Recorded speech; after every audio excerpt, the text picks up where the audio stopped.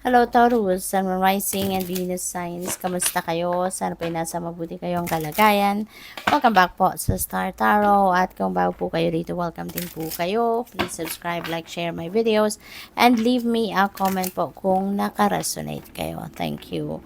So tingnan natin. First message po ninyo is for general life and we have Knight of Wands. Ayan. So, you are going to embody the energy of Knight of Wands, no, around this time, that you're going to be very passionate, energetic, matapang, no, fearless kayo, very confident kayo about yourself and about your plans, about kung ano man ang mga plano ninyong gawin, no, confident kayo about that. Kaya parang handa na kayong umarangkada, 'di ba? Handa na kayong gawin ito, handa na kayong puntahan, no, kung ano man ang gagawin ninyo sa ngayon. You are very confident about yourself. So, you are up for adventure as well, no, Taurus?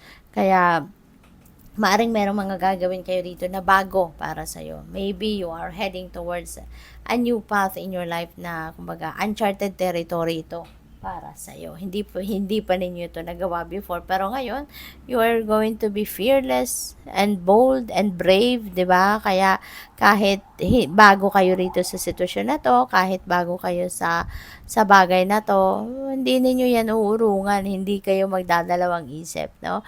Na gawin ito. Kasi nga, you are very confident about yourself sa ngayon. Kaya, go for it, no? So, tignan natin kung ano pa. Pagdating sa inyong money, career, and finances, we have High Priestess. Ayan, so you are divinely guided, no? Maaari na kung ano man ang mga gusto ninyong simulan dito, ano man ang mga bagong endeavor, bagong ventures na sisimulan ninyo rito could be related din sa money, career, and finances ninyo, no? Pwedeng ganun. At kaya iniimbitahan kayo rito na makinig kayo sa iyong intuition, pakinggan ninyo yung inyong intuition, pakinggan ninyo yung pakinggan ninyo yung binubulong ng isip. I mean, binubulong ng intuition ninyo, yung gut feel ninyo. Kasi, divine guidance yan sa iyo ng universe. Now, binibigyan kayo ng mga nudges, messages, intuitive messages to guide you on how you are going to run your life sa ngayon, lalo-lalo na sa inyong money, career, and finances sa ngayon. There could be also secrets, no, coming to light dito. Maaaring meron kayong mga madidiscovering sikreto, pwedeng sa trabaho yan, no? Pwedeng sa negosyo ninyo, yung mga ganon. So, baka merong mga taong nagtatago dito sa inyo. May mga bagay na tinatago sa inyo and you will find out. Okay? So, sa inyong relationship, we have 5 of Wands. Ayan. Baka nag-aaway kayo ng person ninyo. Baka may pinagdidiskusyonan kayo, baka may hindi kayo pinagkakaintindihan, hindi kayo nag-agree on one thing, so pwedeng may ganong ganap, or pwede rin na ang iba sa inyo rito, baka merong nangingialam, no? Napipick up ko dito, baka merong nangingialam na outside of your relationship, mga in-laws ninyo, mga kaibigan, pwedeng ganon, na pwedeng nakikisawsaw, no, sa posibleng problema ninyo ng person mo. So, hindi lang kayo ng person mo ang nagdi-deal with each other sa ngayon. Pwede na merong mga ibang tao dito, outsider, kumbaga, na nakikialam din, no, sa inyong sitwasyon. So, pwedeng may ganon. So, tignan natin kung ano pa ang mga mensahe. Let's dig deeper into these energies. And before that, maraming salamat muna for being here. Maraming salamat muna for subscribing to my channel. At kung hindi pa kayo nakakapag-subscribe, please subscribe na po. And also, maraming salamat for sending me super thanks, no? Sending me donation, thank you. And sa mga hindi nag-skip ng ads, maraming salamat din po for your time and support. At bukas na po yung channel memberships, no? Just in case you're interested, please look it up. Thank you.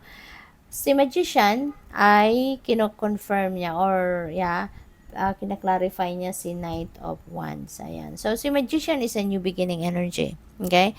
At ngayon na you are going to take inspired action with the Knight of Wands, siguro talaga you are recognizing that the conditions around you now are perfect for you to roll out your plans. Diba? Baka meron talaga dito mga oportunidad na talagang hindi mo mahindian, hindi mo masabing mamaya ko na to gagawin or bukas ko na to gagawin. Maybe this is something na talagang you are going to be very excited about na simulan or gawin ito. Kaya ngayon, gagawin mo na siya. You're going to get on your feet and you're going to take action para gawin mo na ito. And this is something na maaaring related sa mga heart's desires ninyo. Ito yung mga pangarap ninyo, mga goals ninyo, kumbaga, no? Kaya good luck sa'yo.